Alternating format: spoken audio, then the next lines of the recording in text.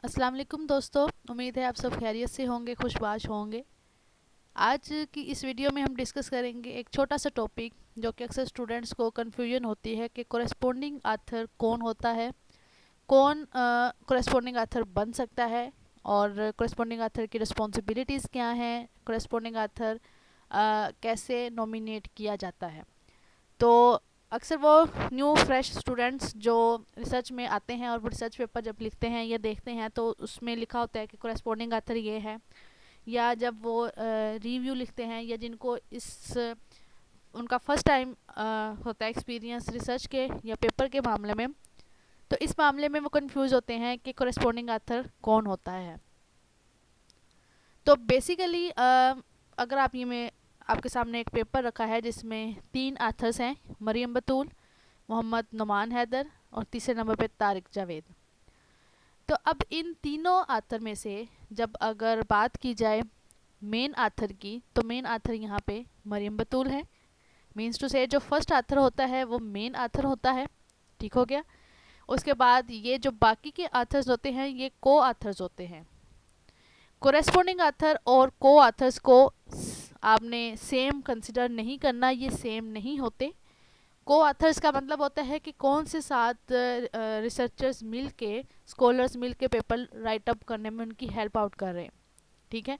जैसे यहाँ पे को ऑथर्स मोहम्मद नुमान हैदर हैं और तारिक जावेद हैं, जबकि ये मोहम्मद नुमान और तारिक जावेद ये कोरेस्पोंडिंग आथर नहीं है। कोरेस्पोंडिंग आथर वो आथर होता है जो बेसिकली किसी भी जर्नल में पेपर सबमिट करवाता है अपनी मेल आईडी से, और पेपर सबमिशन करवाने के बाद एक दफ़ा सबको नोटिफिकेशन मिल जाता है, जितने भी मेन आथर और को आथर होते हैं उन सबको, कि ये पेपर इन आथर्स की मेल आईडी से हमें रिसीव हुआ है हमारे जर्नल सबमिशन साइट पे, और उसमें आपको को आथर लिस्ट किया गया है। फिर जिसकी मेल आईडी से या जो आथर पेपर सबमिट करवाता है, नेक्स्ट जर्नल की तरफ से जो भी कम्युनिकेशन होता है वो उस आथर की मेल आईडी पे जाता है। फॉर एग्जांपल यहाँ पे अगर मैं आपके सामने पेपर रखूँ, तो यहाँ ये एक desalination and water treatment journal है, उसका पेपर है। इसमें जो मेन आथर है वो मोहम्मद नवीद इकबाल हैं। ठीक है। उनके ऊपर ये ए लिखा हुआ है छोटा सा सुपरस्क्रिप्ट में ना। दूसरे नंबर पे जो उनके को आथर हैं तारिक जावेद हैं, उनके ऊपर ए और स्टार, ये थोड़ा सा स्टेरिक का साइन भी बना हुआ है। ये स्टेरिक का साइन डिनोट करता है कोरेस्पोंडिंग आथर कौन है। कुछ पेपर्स में ये स्टेरिक का साइन आपको मिलेगा, कुछ में नहीं मिलेगा। तीसरे नंबर पे जो इनके आथर हैं, यानी कि जो इनके को आथर है वो मोहम्मद बाबर ताज हैं। ठीक हो गया। तो कुछ पेपर्स या जो टेलर एंड फ्रांसिस के अक्सर पेपर होते हैं like desalination and water treatment के, उनमें क्या होता है कि इन आथर्स जो कोरेस्पोंडिंग होते हैं उनके ऊपर ये स्टेरिक का साइन लगा होता है, और ये नीचे लिखा भी होता है कि स्टेरिक का साइन का मतलब क्या है। ये देखें यहाँ पे फर्स्ट पेज के एंड पे ही ये लिखा हुआ है कि स्टेरिक का मतलब है कि ये कोरेस्पोंडिंग आथर हैं।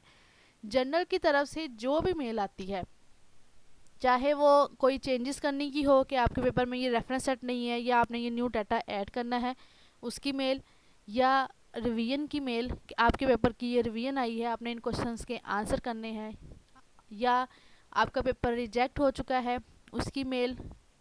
इसके अलावा अगर आपने रिवीजन कर दी है तो फिर वही अगेन जो जिसने पहले सबमिशन करवाई थी, जिस आथर ने, जो उनके नज़दीक कोरेस्पोंडिंग आथर है, वही दोबारा रिवीजन सबमिशन करवाएगा। उसके बाद अगर आपका पेपर एक्सेप्ट हो जाता है फॉर पब्लिकेशन, उसकी मेल भी उसी आथर को जाती है जो कि कोरेस्पोंडिंग होता है। तो इस तरह की तमाम भी कम्युनिकेशन, यानी कि जो भी मेल होती है वो कोरेस्पोंडिंग आथर को जाती है, और कोरेस्पोंडिंग आथर की रिस्पॉन्सिबिलिटी ये है that he is responsible for communicating all information with all other को आथर्स। ठीक हो गया। फॉर एग्जांपल इस पेपर में अगर बात की जाए तो यहाँ पे कोरेस्पोंडिंग आथर तारिक जावेद हैं।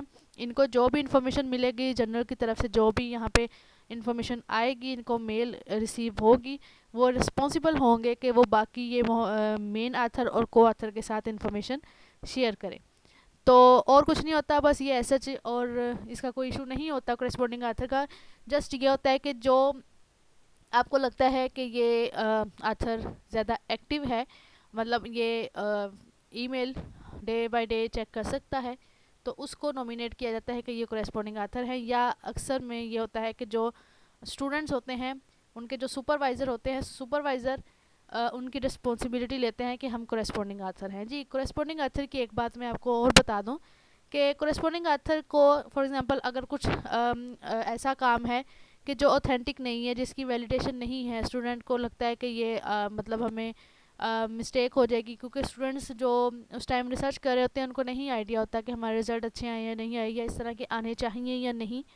तो उनका जो कोरेस्पॉन्डिंग आथर होता है वो रिस्पॉन्सिबल होता है कि कल को कोई आपके काम को चैलेंज कर दे, आपके रिसर्च वर्क को कोई बंदा चैलेंज कर दे कि इनका ये रिज़ल्ट नहीं सही, या हमने सेम एक्सपेरिमेंट फॉलो किया, उनकी 90% रिज़ल्ट आ रहे हैं, हमारे तो 50 से अबव नहीं जा रहे।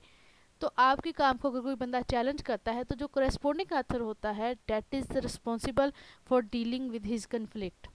ठीक है।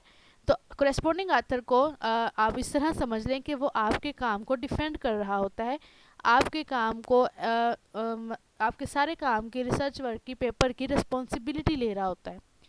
तो ये बेसिक रिस्पॉन्सिबिलिटीज़ हैं कोरेस्पॉन्डिंग आथर की, कि वो नंबर 1 पे तो यह है कि वो सारी इन्फॉर्मेशन शेयर करें बाकी को आथर्स के साथ, और दूसरे नंबर पे कि अगर कोई इस तरह का खुदा न खास्ता कोई इस तरह का इशू हो तो वो उसको रिजॉल्व करे, और उसकी सारी, क्योंकि सारी रिस्पॉन्सिबिलिटी उसके सर पे होती है जो करेस्पॉन्डिंग आथर होते हैं। और यूनिवर्सिटीज़ में अक्सर ऐसे ही होता है कि जो स्टूडेंट्स होते हैं उनके सुपरवाइज़र ही करेस्पॉन्डिंग आथर होते हैं, और क्योंकि वो उनकी सुपरविजन में काम हुआ होता है, और उस बात से वो डिनाई नहीं कर सकते कि हमने इनको काम करवाया या नहीं करवाया, क्योंकि वो उनकी सुपरविजन में काम होता है।